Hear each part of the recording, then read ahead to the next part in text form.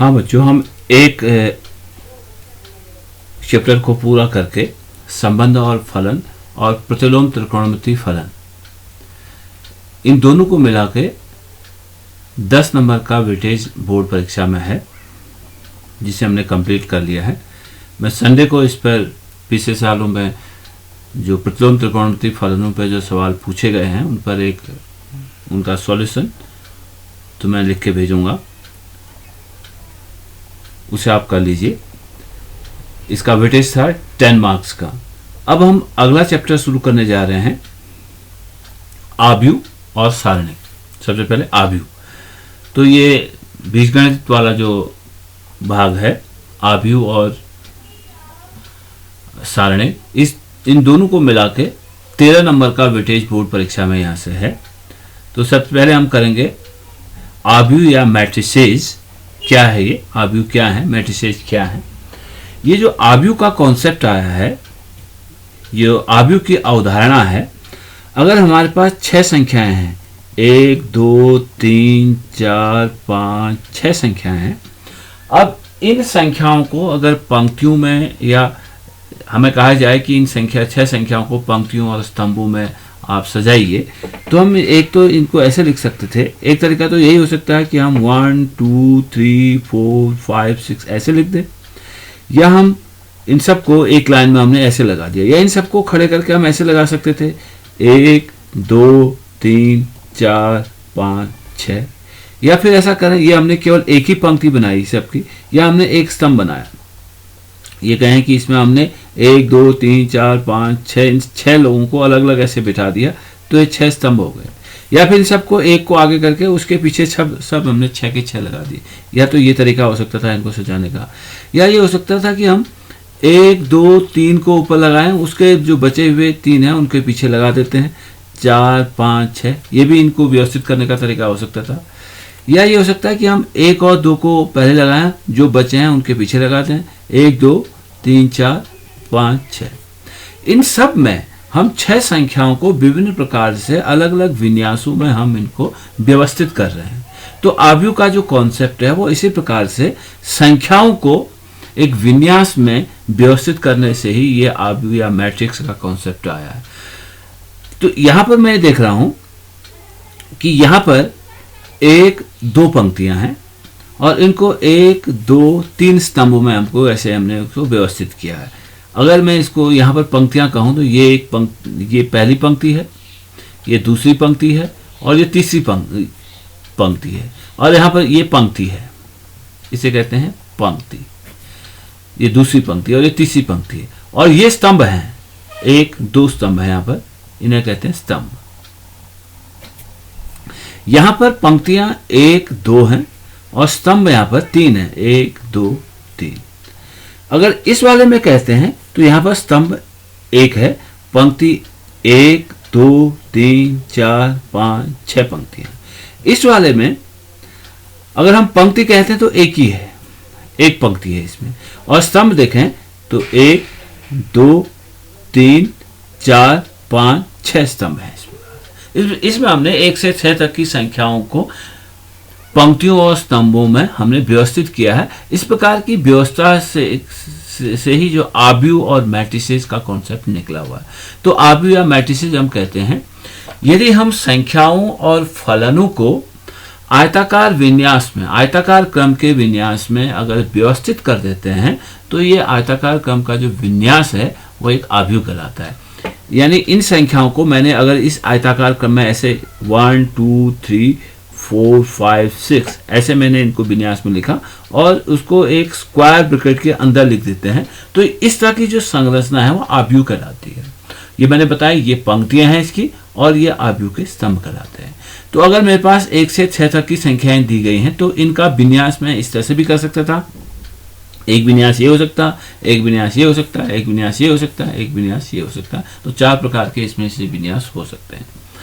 अब ये डेफिनेशन हो गई किसी आव्यूह की कि संख्याओं तथा फलनों के आयताकार क्रम के विन्यास को आव्यूह कहते हैं। आयताकार क्रम है ये, इसमें आयताकार क्रम के विन्यास को हम आव्यूह कहते हैं। अब इस आयताकार क्रम का जो हमने जो संरचना बनाई है जिसे हम आव्यूह कह रहे हैं, उसके जो अवयव हैं 1 2 3 4 5 6 ये कहलाते हैं इस आव्यूह के अवयव।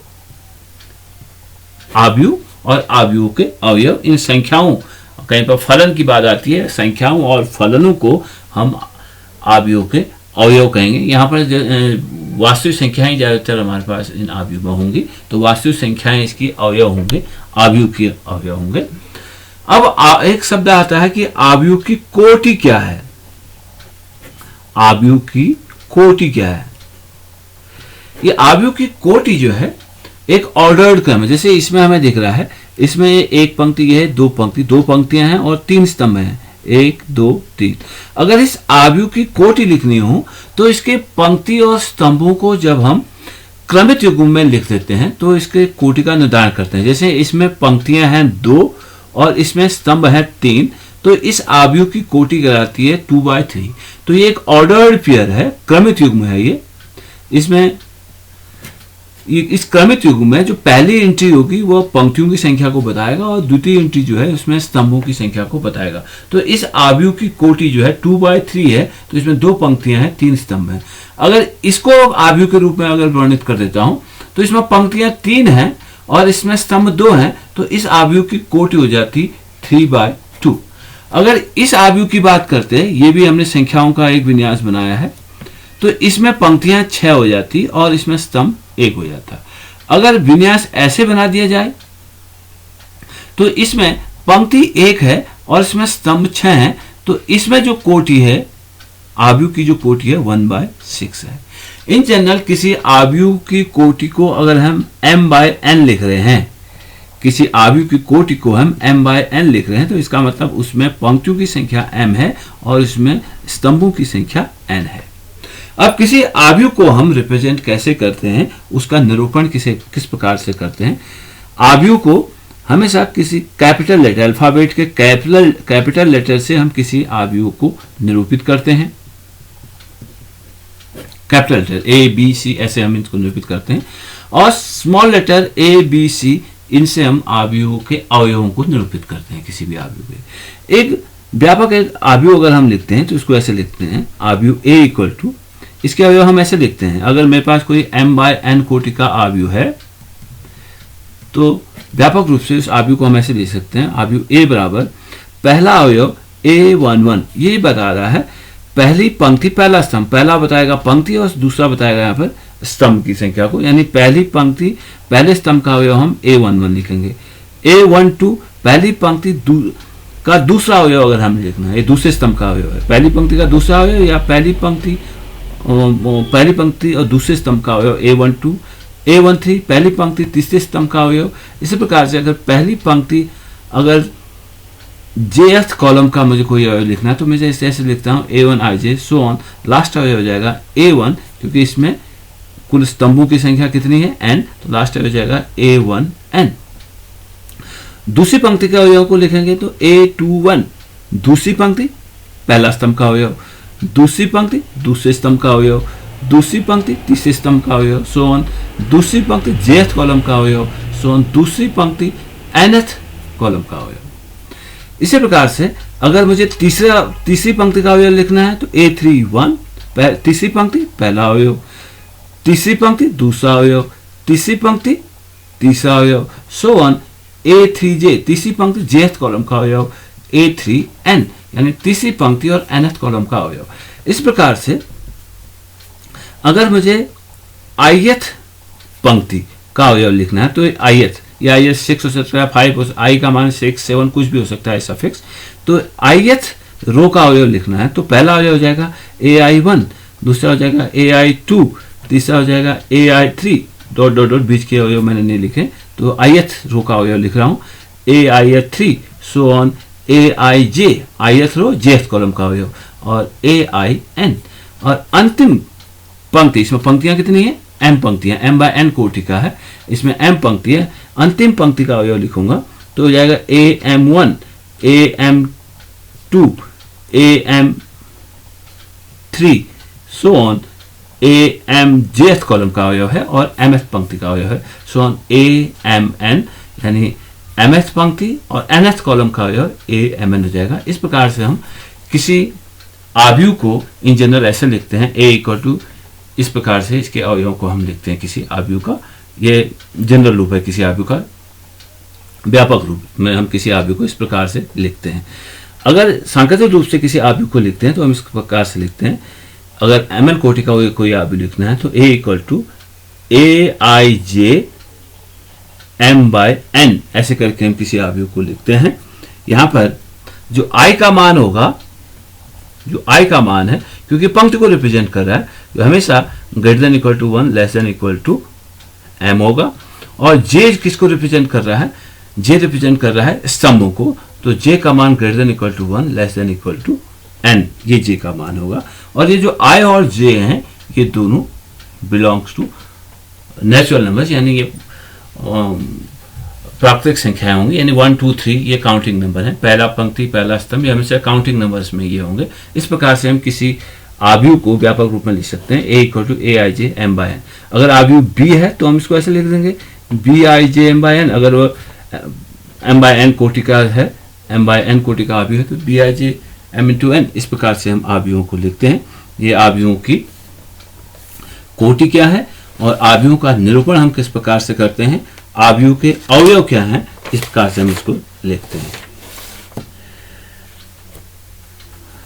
अब अगर हमें आव्यूहों के प्रकार पे बात करनी है तो जिस प्रकार से अवयव हैं किसी आव्यूह में, तो उसी आधार पर हम आव्यूहों के प्रकार, आव्यूहों के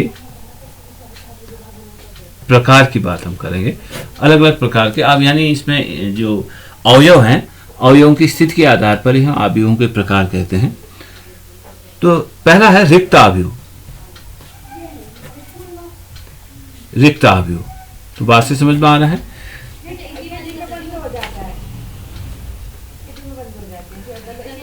यानी शून्य आव्यूह से कहें, शून्य आव्यूह जिसके सभी अवयव, रिक्त आव्यूह की बजाय यहाँ पर शून्य आव्यूह और हम कहें तो ज्यादा ठीक है। शून्य आव्यूह यानी जब किसी आव्यूह के सभी अवयव शून्य हैं तो उसे हम शून्य आव्यूह कहते हैं। उसे ओ से हम निरूपित करते हैं और इसके सभी अवयव जो होंगे शून्य होंगे। इस प्रकार से वो किसी भी कोटि का आव्यूह हो तो शून्य आव्यूह के सभी अवयव शून्य है। दूसरा हम कहते हैं स्तंभ आव्यूह। स्तंभ आव्यूह, कोई आव्यूह स्तंभ आव्यूह कहलाता है यदि उसमें एक ही स्तंभ है। इस प्रकार का जो आव्यूह होगा उसमें एक ही स्तंभ है, 1 2 3, और कोई स्तंभ नहीं है, उसमें एक ही स्तंभ अगर है उसे हम स्तंभ आव्यूह कहते हैं। पंक्ति आव्यूह, दूसरा है पंक्ति आव्यूह। अगर उसमें केवल एक ही पंक्ति है, 1 2 3, अगर पंक्ति में लिखें, इसमें स्तंभ तो 3 है और पंक्ति इसमें एक ही है। अगर किसी आव्यूह में एक ही पंक्ति है तो उसे हम पंक्ति आव्यूह कहेंगे। और स्तंभ आव्यूह जिसमें एक ही स्तंभ है, इसमें पंक्तियां तो 3 है लेकिन स्तंभ इसमें एक ही है, ये स्तंभ आव्यूह है और ये पंक्ति आव्यूह है। चौथा है वर्ग आव्यूह। वर्ग आव्यूह, बात से समझ में आ रहा है कि कोई आव्यूह वर्ग आव्यूह कहलाता है यदि उसमें पंक्तियां और स्तंभ बराबर हों। इस प्रकार से होगा कि अगर m बाय n कोटि का कोई आव्यूह है, ये वर्ग आव्यूह है, तो हमारे पास ये होगा कि m बराबर n होगा, उसमें पंक्तियां और स्तंभ बराबर होंगे वर्ग आव्यूह में। इस प्रकार से अगर ये a11 है, ये a12 है, ये a21 है, तो a22 है, ये एक वर्ग आव्यूह है। ये इसे कहेंगे वर्ग आव्यूह सेकेंड ऑर्डर का, क्योंकि 2/2 का आव्यूह है। तो वर्ग आव्यूह m ऑर्डर का, m कोटि का वर्ग आव्यूह कह रहे हैं तो इसमें m पंक्तियां और m ही स्तंभ भी होंगे। अगर p कोटि का वर्ग आव्यूह कह रहे हैं तो उसमें p पंक्तियां होंगी और p स्तंभ होंगे।